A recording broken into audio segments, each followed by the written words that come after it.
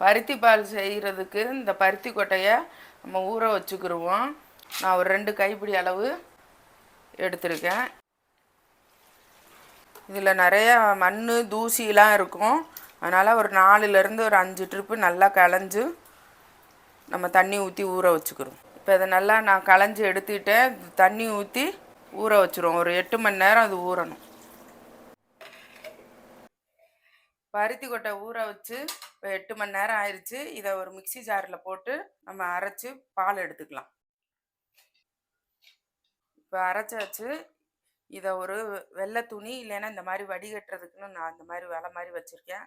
அதில் ஊற்றி வடிகட்டிக்கிறோம்.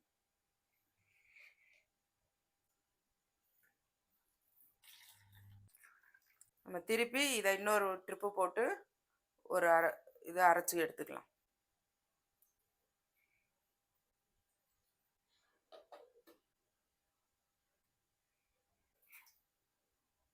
கொஞ்சமாக மிக்சி ஜாரில் தண்ணி சேர்த்து இதே இதில் அலசி ஊற்றிட்டு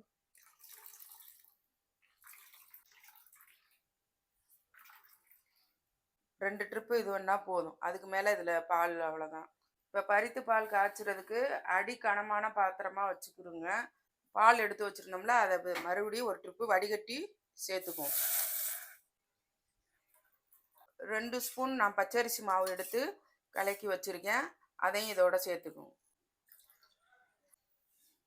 அதுக்கு நான் 1 டம்ளர் தண்ணி சேர்த்துக்கிறேன். இது கொஞ்சம் கை விடாமல் கொஞ்சம் கிண்டிக்கிட்டே இருக்கணும். ஏன்னா பச்சரிசி போட்டிருக்கனால கொஞ்சம் திக்காக இருக்குமா, திக்காக வரும். ஒரு 3 வெல்லம் எடுத்து பொடிசாக நுணுக்கி வச்சுருக்கேன். இதை கரைச்சி எடுத்துக்கிடுவோம். கருப்பட்டி சேர்த்துக்கலாம், இல்லை நாட்டு சர்க்கரை சேர்த்துக்கலாம். நான் இன்னைக்கு வெல்லம் எடுத்திருக்கேன். அது கொஞ்சமாக தண்ணி ஊற்றி கரைச்சி எடுத்துக்குவோம்.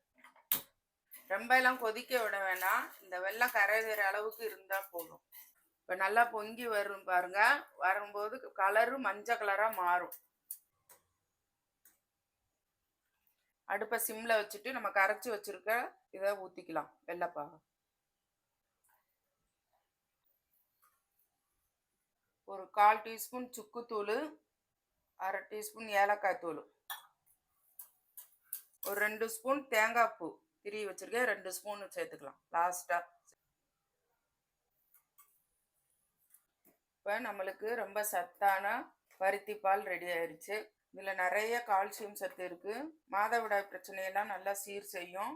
இதே மாதிரி நீங்களும் செஞ்சு பாருங்கள். செஞ்சு பார்த்துட்டு எப்படி இருக்குன்னு கமெண்ட்டில் சொல்லுங்கள். இந்த வீடியோ பிடிச்சிருந்தா லைக் பண்ணுங்கள், ஷேர் பண்ணுங்கள். மறந்துடாமல் நம்ம சேனலை சப்ஸ்கிரைப் பண்ணுங்கள்.